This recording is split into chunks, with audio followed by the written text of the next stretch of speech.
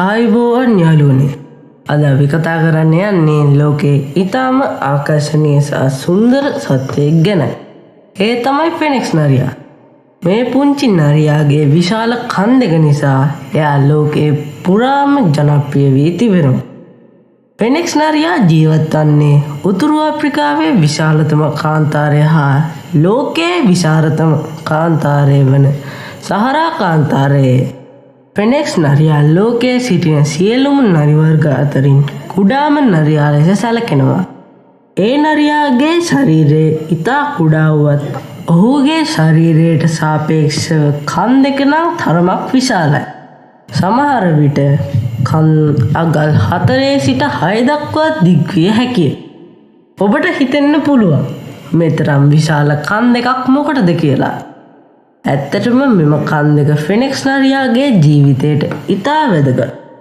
කාන්තාරයේ උණුසුම ඉතාම අධික නිසා මෙම විශාල කන් මගින් උෂ්ණත්වය පාලනය කිරීමද කරනවා.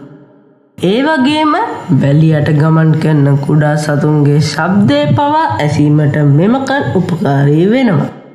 ෆෙනික්ස් නරියාගේ ලෝම වැලි පැහැයට ආසන්න වර්ණයකින් යුක්තයි. එම නිසා කාන්තාරයේ සැඟවී සිටීමටද එයට පහසුයි. දිවා කාලයේ දැඩි උණුසුමෙන් බේරීම සඳහා ඔවුන් වැලියට ආරාගත් ගුහාවල් වල විවේක ගන්නවා. හවස් වන විට හා රාත්‍රී කාලයේ ඔවුන් ආහාර සෙවීමට පිටත් වෙනවා. මෙම නරියාගේ ආහාර වේල ඉතා විවිධයි.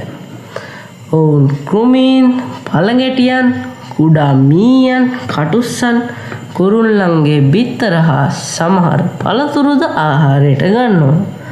කාන්තාරයේ ජලය ඉතා හිඟ බැවින් ඔවුන්ට අවශ්‍ය ජලයෙන් වැඩි කොටසක් ආහාරවලින් ලබා ගැනීමට හැකියාවද තියෙනවා. තවත් පුදුම සහගත දෙයක් වෙන්නේ ෆෙනික්ස් නරියා ඉතා දක්ෂ පැනීමේ ශූරයෙක් වීමයි.